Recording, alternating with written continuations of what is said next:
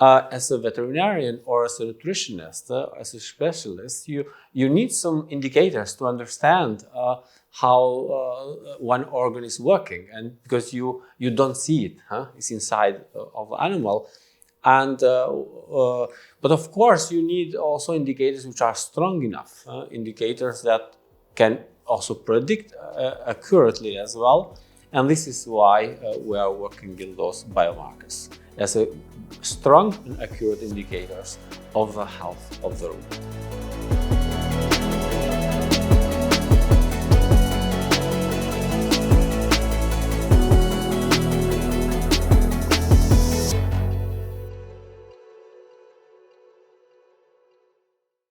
Rumen health and associated novel biomarkers is the topic of this episode of Future Feed Talks.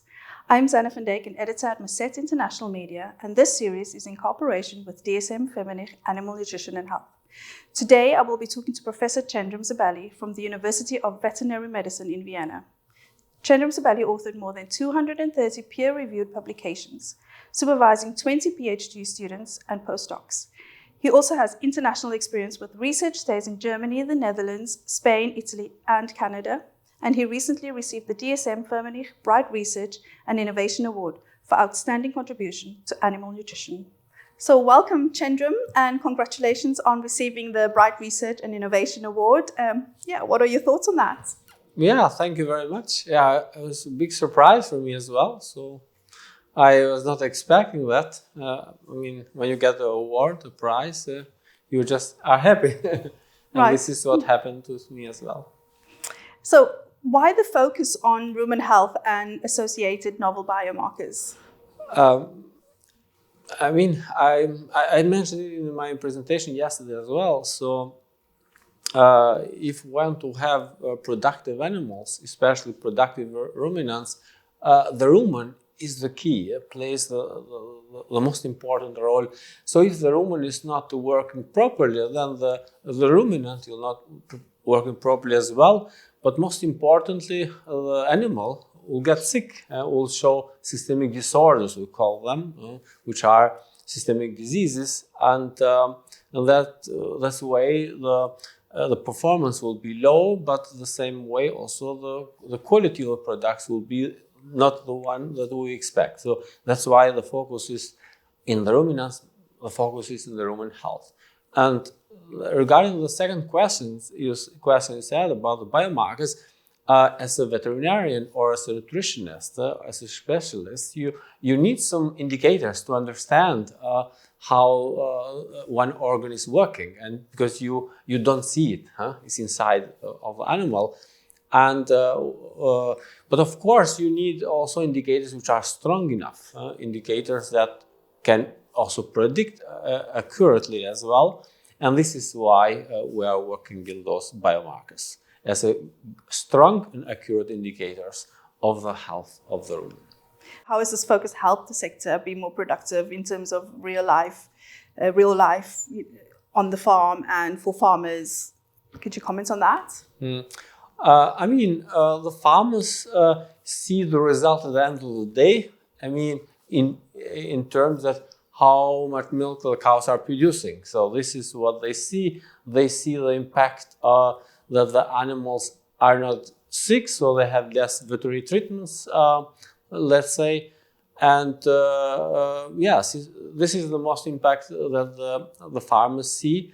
But as a specialist, veterinarian, nutritionist, or the industry in general, what has to do is, of course, to make sure that the animals are performing best, they are in a good health, and they get less medication, less drugs in the animal. The performance is maintained. And this is, let's say, sort of the interaction of the cooperation that we as a scientist have, let's say, with the farmers in this direction. And in terms of rumen, you touched on the rumen earlier. In terms of rumen environment and stability, they are really important factors in dairy farming and the dairy cattle. Could you dive a little deeper into that? Rumen is a very interesting organ. So when I started to study, let's say, the rumen, one of my professors was telling that this is the metabolic, it's a metabolic chamber, but a wonderful metabolic chamber. And I was wondering, so how the rumen can be such a way. But later, while studying, so I was diving much more in the rumen, and I understood that the key of the rumen is its microbiota. It's a very complex microbiota, which is very closely interacting with the rumen epithelium, with a host animal per se, and the way how this interaction will be will definitively directly affect the health and the performance of the animal. And of course, as a scientist, we have to check, let's say, and to try to understand all these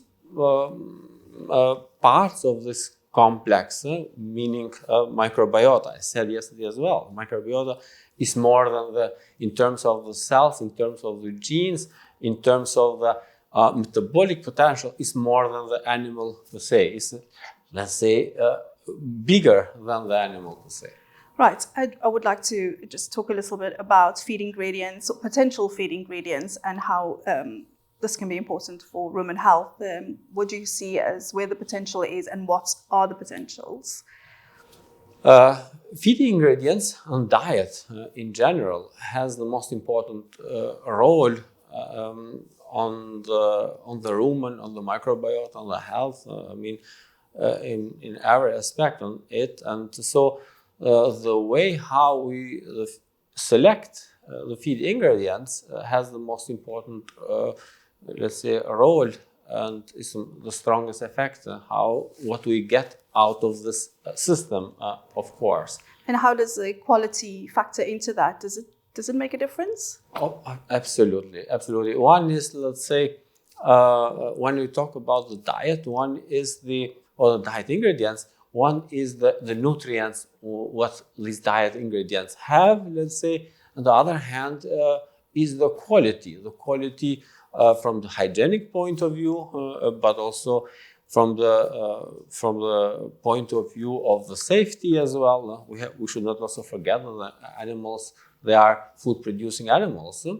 So we have to bring them in a good balance, the nutrients that the cow needs. On the other hand, the hygienic properties, so that they don't damage the health of the animal. On the other hand, also other contaminants that might affect both the health of the animal, but also the quality of those products, especially milk and meat, like in ruminants. Right, there's a lot of talk as well in terms of toxins and mycotoxins and how this affects performance. Are farmers doing enough, do you think, or? Farmers are the one who are most interested that everything goes well. But of course, we have also to take into consideration that is a very time-consuming process. Are also things that go beyond of the knowledge and expertise of the farmers as well. So this is where the farmers need help. They need help from the specialists, from the vets, from the nutritionists, from the industry as well, who is strongly involved in all these aspects, both in the production of the feeds, production of the forages, production of the feed ingredients, but also the feed additives as well. Right. So it's a chain, so to say. It's a chain where all these components of the chain have to work properly. And of course, the farmer is also part of this chain.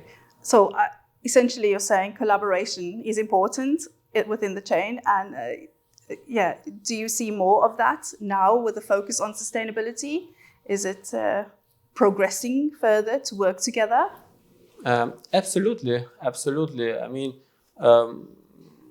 everybody is aware of the sustainability, farmers as well. They, of course, relate the sustainability also with other aspects like climate change, drought, high temperatures, which directly, let's say, affect their production, their life, but also the heat stress, the health of animal as well. So they are also aware, and they are, of course, interested. But the farmers need also incentives from the policymakers, from the state, and so on. So, because at the end of the day, a farmer, we have to take into account that the farmer is a producer. It's like has a business. So at the end of the day, he is part of this business, and he has to get benefits of this business. So do you think with incentives, they obviously do need that push? And is it hard to make that change, do you think, to change the mindset?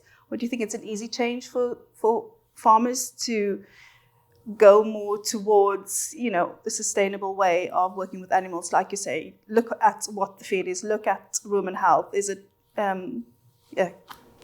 what do you think? I think yes. I think it's possible.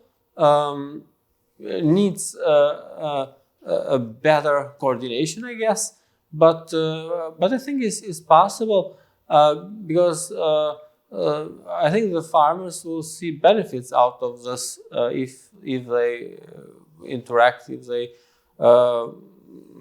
they see benefits out of this, let's say, story. But of course, also the policymakers need to take also their own decisions as well, in terms so that the farmers can follow those, and of course less with fines and less with such strategies, better with like a cooperative strategy, where the farmers see see an advantage that if I cope with these measures, for example, at the end of the day, I'll see benefits. My animals are producing more, are producing better, are healthier. And this is where the farmers, let's say, see as a fact in order to make positive decisions. Right. In terms of rumen health and the connection to sustainability, what is your quick takeaway message there? I mean, we have to take into account that an unhealthy rumen will only harm not only the animal, will harm the environment, will harm the climate, will harm also the benefit of the farmer as well. So only with a healthy rumen, actually, both the animal will perform better, both less, let's say, emissions will be in the environment, and the farmer will be happy as well. So my message is that all those stakeholders, but most importantly the farmer as well, should put the rumen health in the main focus, but also the nutritionist and veterinarian as well. So should not forget that without a healthy rumen, it will not be possible to have a productive and a healthy animal. This is well known, and I guess the focus is there already.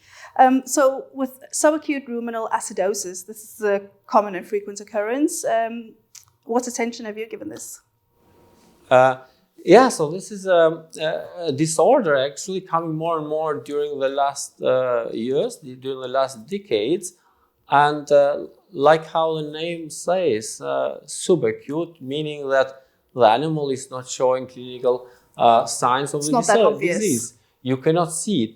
And I mean, not you or not a farmer, but not even a veterinarian can see it.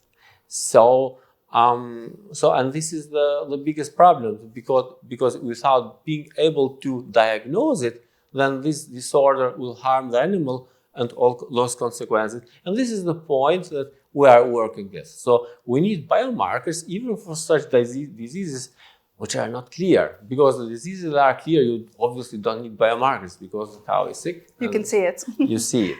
Yeah. So, and in terms of novel biomarkers, what else can we expect in the future?